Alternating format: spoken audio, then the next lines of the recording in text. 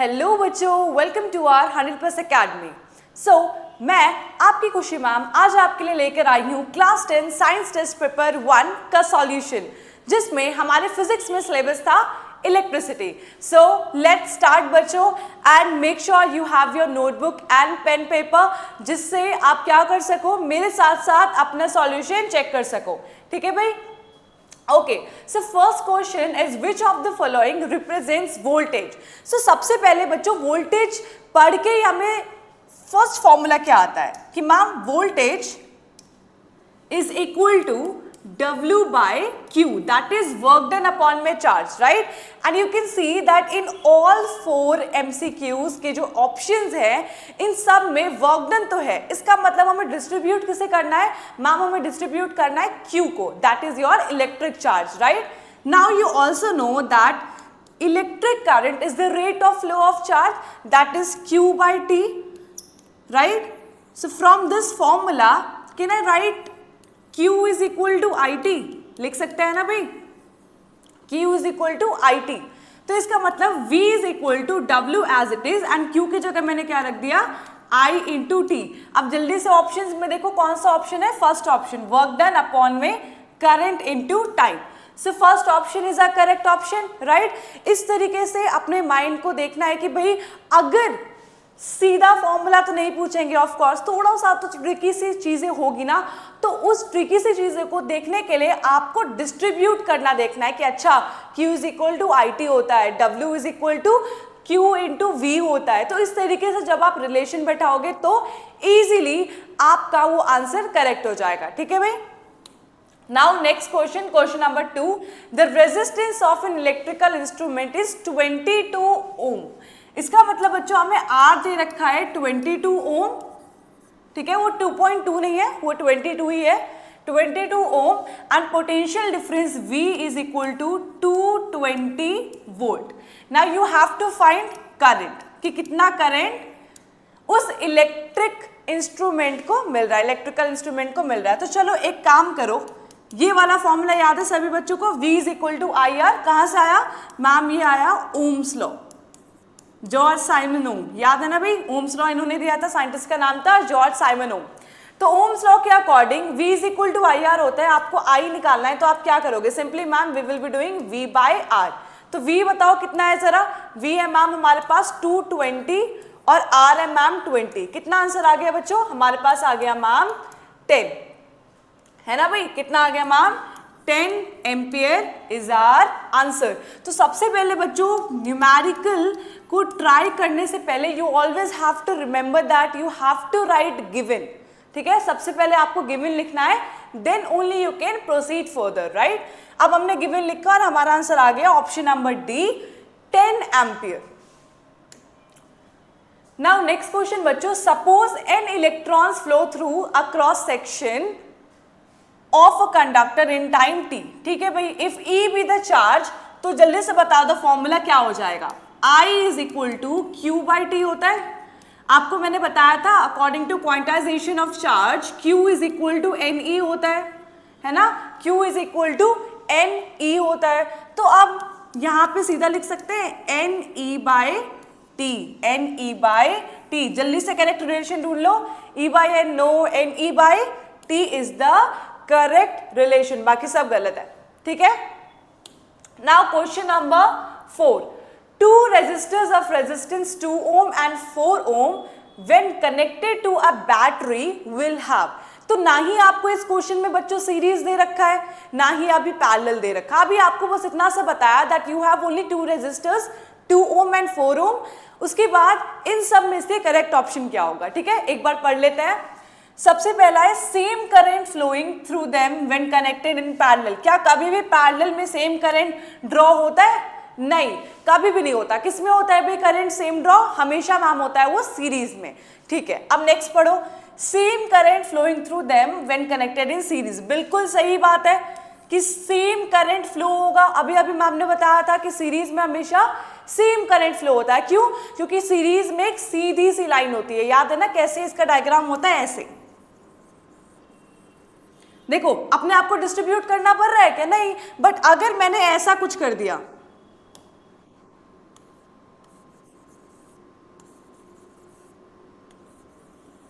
ऐसा।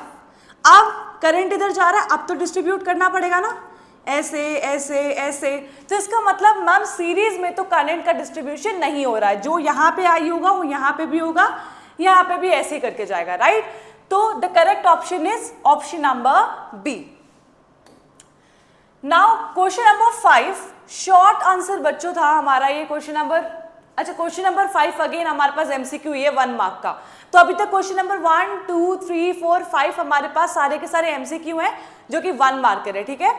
Now question number 5 पढ़ते हैं। In an electrical circuit 3 bulbs are there, ठीक है बच्चों, ए बी सी बल्ब है हमारे पास, सबकी रेटिंग दे रखी है बच्चों, 40 वॉट है, 60 वॉट है, 100 वॉट है। वॉट पता है ना बच्चों, पावर।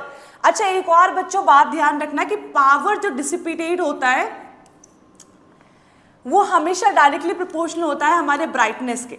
किसके होता है, ब्राइटनेस के बाद, ठीक है।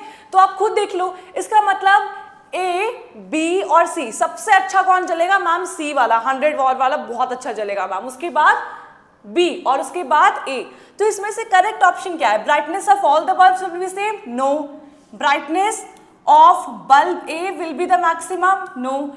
Brightness of bulb B will be more than that of B, right, बिल्कुल सही है कि बी की ब्राइटनेस ज्यादा होगी ए से। और थर्ड ऑप्शन है brightness of bulb C will be less than that of B, नहीं ये भी गलत है। So option number C is the correct answer for question number 5। Now ये बच्चों हमारे पास शॉर्ट आंसर क्वेश्चन था जो कि हमारे पास था 2 मार्क्स का क्वेश्चन था हमारे पास, ठीक है। पढ़ लेते हैं इसे। Aluminium wire of resistance R, एक एल्यूमिनियम बच्चे आपके पास एक उसकी वायर है जिसकी रेजिस्टेंस क्या है, आर है आपके पास, ठीक है। Is pulled so that its length becomes 4 times its original length, मतलब कि लेट्स से कि उसकी जो ओरिजिनल लेंथ थी, उसकी जो ओरिजिनल लेंथ थी उसे मान लो, एज्यूम कर लो कि वो L था, ठीक है। ओरिजिनल लेंथ हमारा था L, ठीक है। अब न्यू लेंथ क्या आ गई हमारे पास, न्यू लेंथ मैम अभी हमने क्वेश्चन में पढ़ा कि जो एक हमारे पास एल्यूमिनियम की वायर थी हमने उसे पुल किया, स्ट्रेच कर दिया बेसिकली, तो उसकी लेंथ क्या हो गई, 4 टाइम्स हो गई, राइट। ओरिजिनल लेंथ के 4 टाइम्स हो गई, ठीक है। अच्छा एक बात बताओ बच्चों, एरिया ऑफ क्रॉस सेक्शन कम हुआ या ज्यादा, सोचो अपने आप से। जब आप किसी चीज को पुल कर रहे हो, खींच रहे हो, स्ट्रेच कर रहे हो, तो उसका एरिया ऑफ क्रॉस सेक्शनल कम होता है ना, एरिया ऑफ क्रॉस सेक्शन क्या होगा, कम होगा, राइट। अब कितना कम होगा, जल्दी से बताओ कितना कम होगा। अगर ये 4L हो गया तो न्यू एरिया कितना हो जाएगा, न्यू एरिया कितना हो जाएगा मैम, सिंपल सी बात है, न्यू एरिया हमारा हो जाएगा कम। कितना कम मैम, A/4। न्यू एरिया कितना हो जाएगा मैम, A/4, 4 टाइम्स वो कम हो जाएगा, राइट। 4 टाइम्स क्या हो जाएगा बच्चों, कम हो जाएगा, क्योंकि यहाँ पे वैसे भी हमारी वॉल्यूम तो कांस्टेंट ही रहनी है। नाउ फॉर्मूला क्या होता है, हमसे क्या पूछा है कि फाइंड द न्यू रेजिस्टेंस, तो न्यू रेजिस्टेंस को R' ले लो, ठीक है। न्यू रेजिस्टेंस को क्या ले लो, R', और आपके पास वैसे भी पहली वाली रेजिस्टेंस ओरिजिनल रेजिस्टेंस तो R ही है। न्यू रेजिस्टेंस फॉर्मूला बताओ जल्दी जल्दी, ρL/A है ना भाई। अब R' will be equal to rho as it is. L कितना हो गया मैम, L हो गया हमारे पास 4L। A कितना हो गया मैम, A/4। क्रॉस मल्टीप्लिकेशन कर लो नीचे ऊपर ऐसे करके, तो ये कितना आ गया, ये आ गया मैम हमारे पास R' is equal to rho 16L/A, ये आ गया 16L/A। अच्छा अब मुझे एक बात बताओ बच्चों, ये जो हमारे पास रिलेशन आया इसे हम ऐसे लिख सकते हैं कि R' is equal to ρL/A, ρL/A बचा क्या, इंटू 16 है ना। अब एक बात बताओ, ρL/A को हम क्या लिख सकते हैं, R। ρL/A को हम क्या लिख सकते हैं, R, राइट, लिख सकते हैं ना। ρL/A is equal to R ही होता है ना, ये R इंटू 16, मतलब कि हमारे पास जो न्यू रेजिस्टेंस आ गई बच्चों वो क्या आ गई, 16R, 16 टाइम्स आर। तो हमारे पास ओरिजिनल कितनी थी R, और हमारे पास न्यू रेजिस्टेंस कितनी आ गई बच्चों, R dash is equal to 16R। तो इस तरीके से हम लोगों ने इसको सॉल्यूशन कंप्लीट कर लिया इसका, राइट। और हमें कितने मार्क्स मिल गए मैम, 2 मार्क्स मिल गए। अब हमारे पास था ये 3 मार्कर क्वेश्चन। ये बच्चों लास्ट क्वेश्चन है पेपर का, और ये था 3 मार्क का। देख लेते हैं 100 जूल ऑफ हीट। सबसे पहले गिवन लिखना है मैम, जो कि है 100 जूल। नाउ इन 2 सेकेंड, मतलब मैम हमें टाइम भी गिवन है 2 second, okay. And in 2 ohm resistor, okay ma'am, we also have resistance, ठीक है। Find the potential difference across the resistor. बच्चों आपके पास फॉर्मूला क्या क्या है, H is equal to I square R T is also equal to V square upon R T. I तो हमें गिवन ही नहीं है, तो मैम सिंपल सी बात है कि हमें V square by R T लगाना पड़ेगा, ठीक है भाई, लगा दो।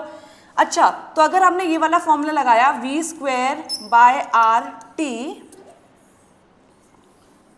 तो हमारे पास क्या आ गया मैम, हमारे पास आ गया H R is equal to V square T, ठीक है।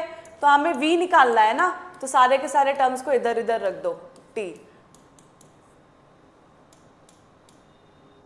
तो ये आ गया मैम, उसका स्क्वायर हटाया तो H R by T. Ma'am H कितना गिवन है, मैम एच हमें गिवन है, यहां पे कर दे क्या, चलो यहां पे कर देता है। ये आ गया 100 इंटू आर, मैम गिवन है हमें कितना, आर हमें गिवन है ma'am 2 upon 2 under root is equal to V. 100 into 2 जल्दी बताओ भाई, 200 ma'am, 200 by 2 under root is equal to V. जल्दी से इसे कैंसिल करो भाई, 100 इज इक्वल टू वी। तो v की वैल्यू कितनी आ गई मैम, हमारे पास v की वैल्यू आ गई मैम यहां से 10 वोल्ट। v की वैल्यू कितनी आ गई मैम, 10 वोल्ट। सो v हमारे पास यहां पे कितना आ गया मैम, 10। v कितना आ गया, पोटेंशियल डिफरेंस कितना आ गया, चलो ऐसे ही लिख देती हूँ, पोटेंशियल डिफरेंस हमारे पास मैम पोटेंशियल डिफरेंस आ गया 10 वोल्ट, ठीक है। और ये है बच्चों हमारा फाइनल आंसर। तो आपने देखा कि किस तरीके से हम लोगों ने पूरा पेपर सॉल्व कर लिया with explained solutions, right, detailed solutions. So now बच्चों we will be ending this video but a surprise. क्या सरप्राइज है मैम, सो बेसिकली बच्चों हमारे क्लास 10th के लिए 4 नवंबर 2024 से बैच स्टार्ट हो रहा है 10th का क्रैश कोर्स, जिसमें हम लोग पूरा सिलेबस कंप्लीट करने वाले हैं, रिवीजन करने वाले हैं, प्रीवियस ईयर क्वेश्चन पेपर करने वाले हैं। We will be solving different types of questions, numericals, theory, conceptual based understanding, learning, जिससे आपकी जो बोर्ड प्रिपरेशन है बच्चों वो बिल्कुल 100% प्रिपेयर हो जाए। तो किस बात का वेट है, जल्दी से आ जाओ, साथ साथ पढ़ते हैं। एंड अभी के लिए इतना ही, मिलते हैं हम हमारी नेक्स्ट वीडियो में। एंड कहाँ जा रहे हो भाई, अभी केमिस्ट्री और बायोलॉजी भी बच रही है, ठीक है भाई। अभी के लिए टाटा बाय बाय, पढ़ाई करते रहिए।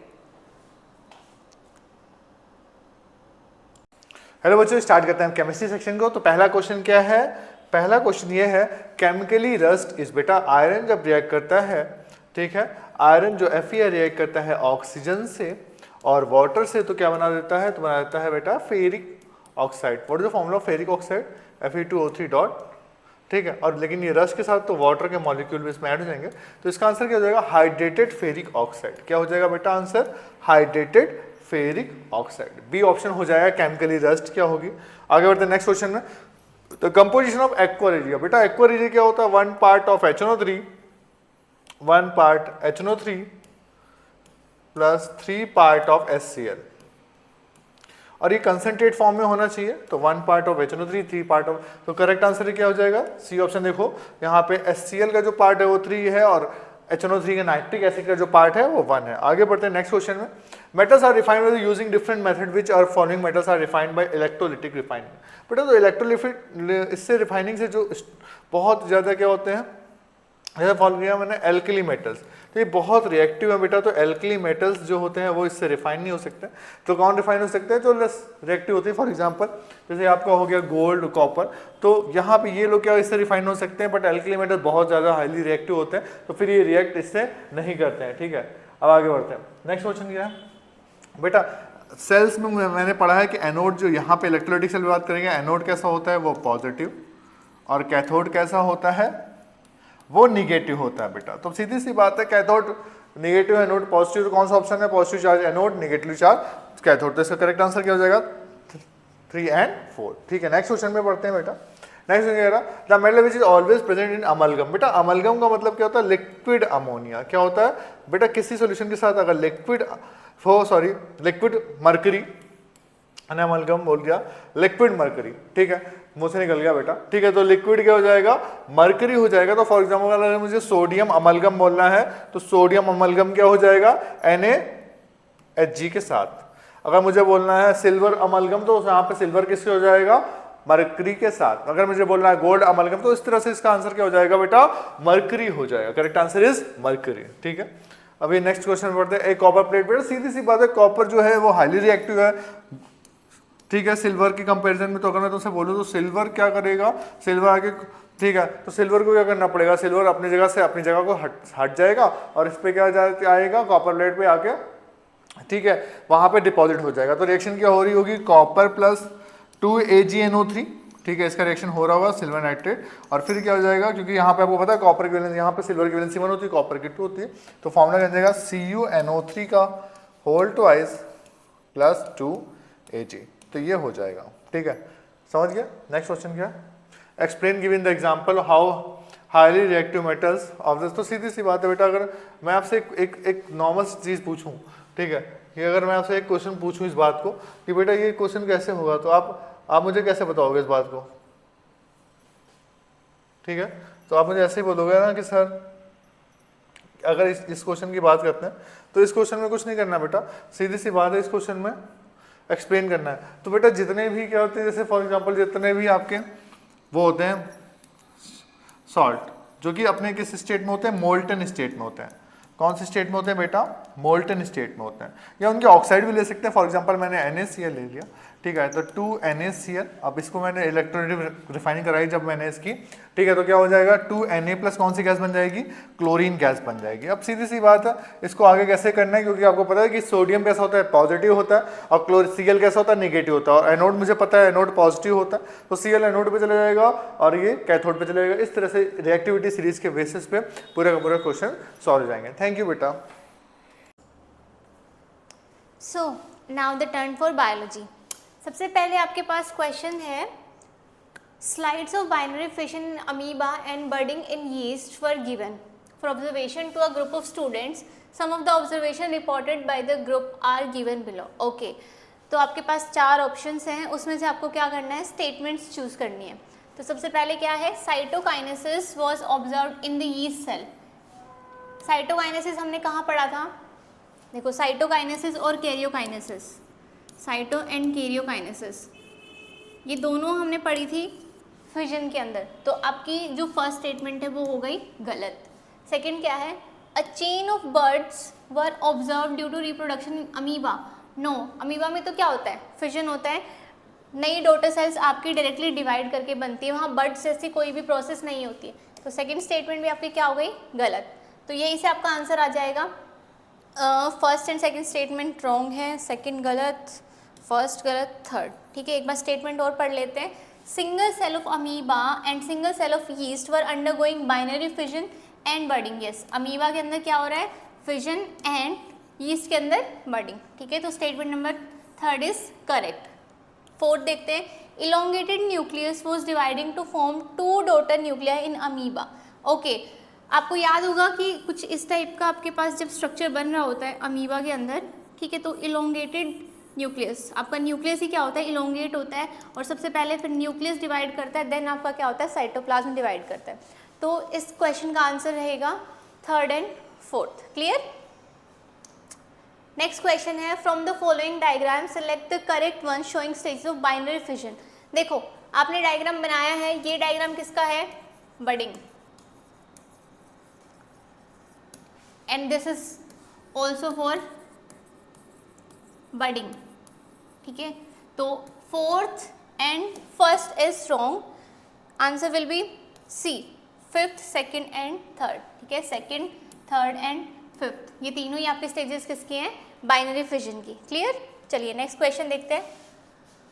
The offspring form by a sexual reproduction methods have greater similarity among themselves because, ठीक है। यहाँ पे भी 4 स्टेटमेंट गिवन है, आपको उन्हीं में से क्या करना है, सही स्टेटमेंट चूज करनी है। देखो फर्स्ट स्टेटमेंट क्या है, asexual reproduction involves only one parent, okay, ठीक है, ये स्टेटमेंट बिल्कुल सही है। नेक्स्ट क्या है, एसेक्सुअल रिप्रोडक्शन इन्वॉल्व्स 2 पेरेंट। सी, अगर यहाँ पे 1 पेरेंट इन्वॉल्व है तो 2 पेरेंट्स तो नहीं होंगे, तो second statement is wrong. Next, asexual reproduction involves gametes, no, asexual reproduction does not involve gametes, ठीक है। तो आपके statement number 1 and 4th, so where is the option, okay, D option is correct, got it। next question, a farmer wants to grow banana plant genetically similar enough to plants already available in his field, which one of the following method would you suggest for this purpose, ठीक है। मतलब उन्हें क्या बनाना है,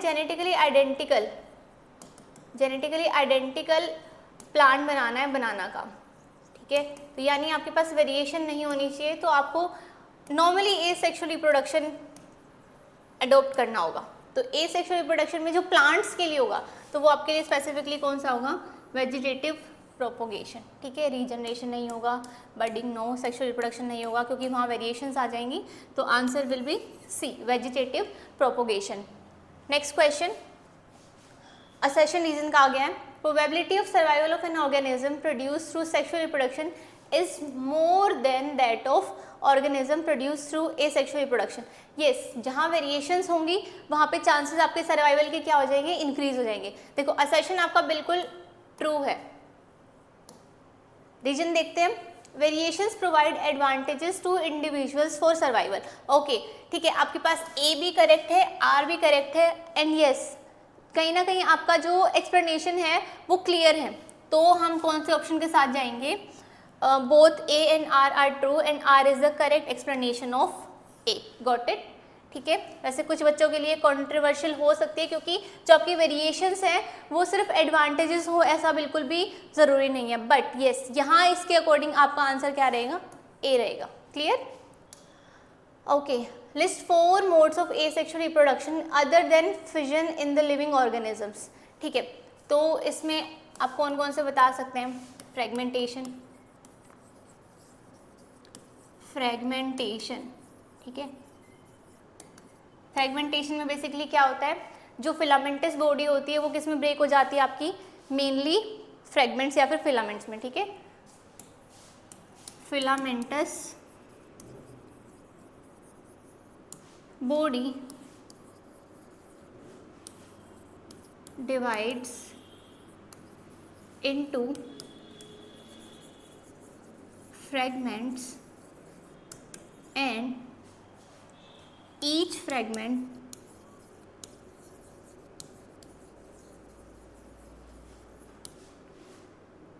give rise to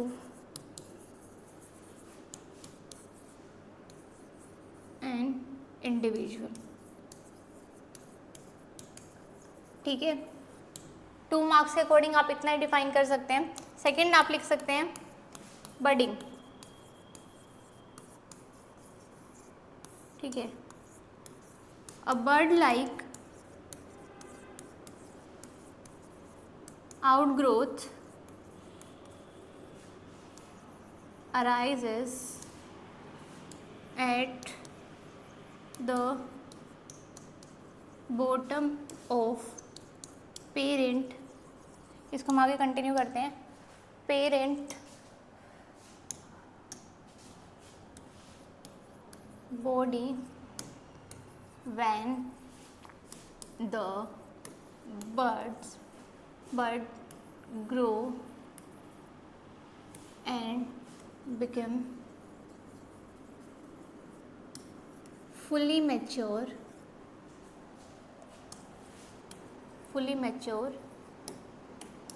it breaks off from parent body. ठीक है, ये आप बता सकते हैं। फ्रेगमेंटेशन आपका स्पाइरोगायरा में था, इसमें भी आप एग्जाम्पल बता सकते हैं ईस्ट। ठीक है, नेक्स्ट थर्ड इसमें आप मेंशन कर सकते हैं रीजनरेशन। ठीक है, रीजनरेशन को कैसे डिफाइन करेंगे? Fully differentiated organisms have the ability to form individual from their body parts, from their body parts। ठीक है, यहीं साथ में कंटिन्यू करेंगे। If an individual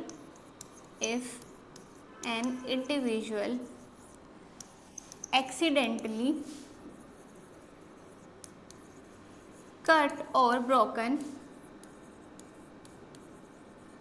then each part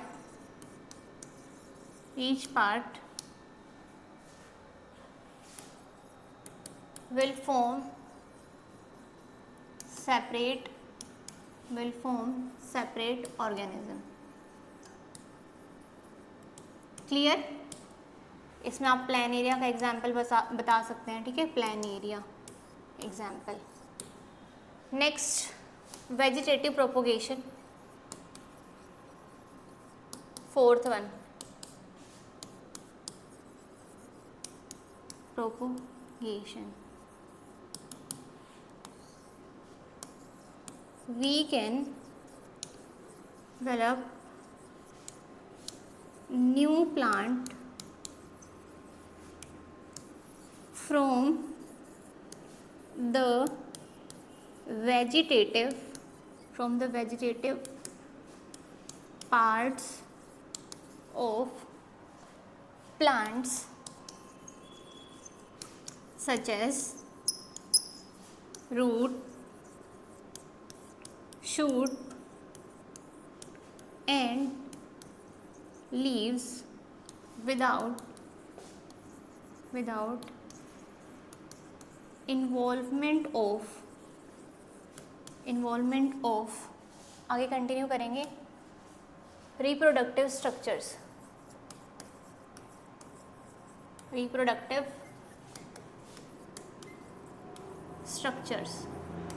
ठीक है, फॉर एग्जाम्पल अभी हमने MCQ में एक क्वेश्चन देखा था जहाँ हम बनाना बना रहे थे। ठीक है, बनाना। ठीक है, या फिर आपके जो रोज़ हैं, शुगर केन। ठीक है, इतना आप एक्सप्लेन करेंगे 2 मार्क के क्वेश्चन में। ठीक है, जब भी 2 मार्क का क्वेश्चन आपसे पूछा जा रहा है तो उसमें सिर्फ अगर आपको ऐसे बोला है कि enlist the following type of reproduction, तो सिर्फ आप नेम नहीं मेंशन करेंगे, आप साथ में उनको डिफाइन भी करेंगे। ठीक है, जब भी आपको 0.5 एंड 0.5 मार्क्स मिलने वाले हैं। ठीक है, चलिए नेक्स्ट क्वेश्चन देखते हैं। How do variations arise in organisms? Variation is useful for the survival of species. Okay, हमें जस्टिफाई करना है। सबसे पहले देखो वेरिएशंस होती क्या है। वेरिएशंस आपके क्या है? Basically changes. ठीक है, अब वो चेंजेस कैसे अराइज होते हैं वही हमें एक्सप्लेन करना है। तो आप लिखेंगे वेरिएशंस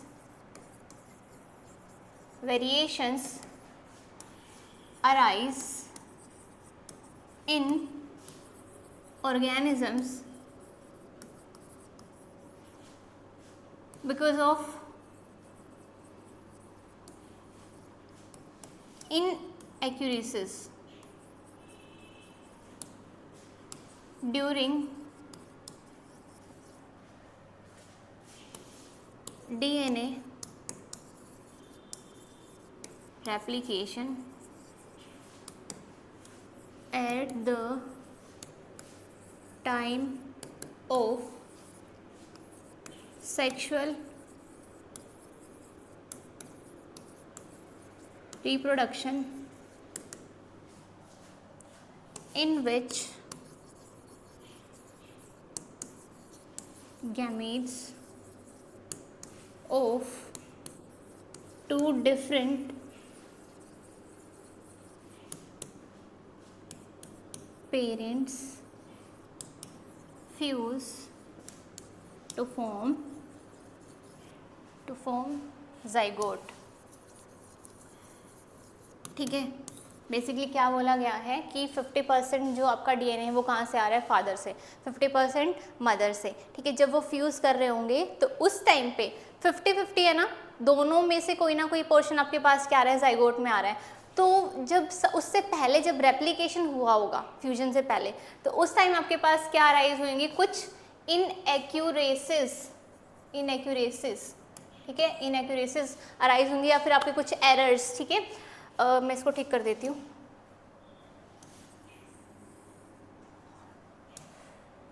बिकॉज ऑफ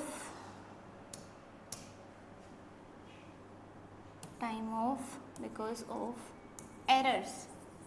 ठीक है, इनएक्यूरेसीज या फिर errors during the DNA replication. ठीक है, उसके बाद इन्होंने क्या बोला है, justify the statement with the help of an example. देखो यहाँ ऑलरेडी इन्होंने मेंशन किया है कि जो वेरिएशंस है वो क्या है, यूजफुल हैं सर्वाइवल ऑफ स्पीशीज़ के लिए. बट आप कोई भी एग्जाम्पल दे सकते हो. ठीक है, जैसे कि सपोज करो आपके पास क्या है, एक टेम्परेचर सेंसिटिव बैक्टीरिया है. ठीक है, जो हाई टेम्परेचर पे सर्वाइव नहीं कर सकता है. ठीक है, और एनवायरमेंटल कंडीशंस कुछ ऐसी हो गई हैं कि अब वहाँ का टेम्परेचर, सपोज करो कि ये आपका 25 डिग्री सेल्सियस पे सर्वाइव कर रहा था. ठीक है, नॉर्मली जो इसका लाइफस्टाइल था वो 25 डिग्री सेल्सियस पे था. हमने क्या किया, टेम्परेचर इंक्रीज करके 45 डिग्री सेल्सियस कर दिया है. तो अगर कुछ वेरिएंट्स हैं इन पर्टिकुलर बैक्टीरियाज के तो आपके वो सर्वाइव कर जाएंगे. अदरवाइज ये पूरी की पूरी जो बैक्टीरियल कॉलोनी है इसकी डेथ हो जाएगी. ठीक है, तो वेरिएशंस आपकी बहुत इंपॉर्टेंट है for survival, for continuity of gene pool. ठीक है, तो इस पूरे क्वेश्चन में आप ये मेंशन करने वाले हैं. होपफुली आपको सारे के सारे क्वेश्चन के सॉल्यूशन क्लियर हो गए होंगे और आप इसी अकॉर्डिंग अटेम्प्ट करेंगे, क्वेश्चंस को ब्रेक करेंगे और उसमें जो आपके मेन जो कीवर्ड्स हैं, पॉइंटर्स हैं, वो आपको मेंशन करने हैं. सो got it. Thank you so much.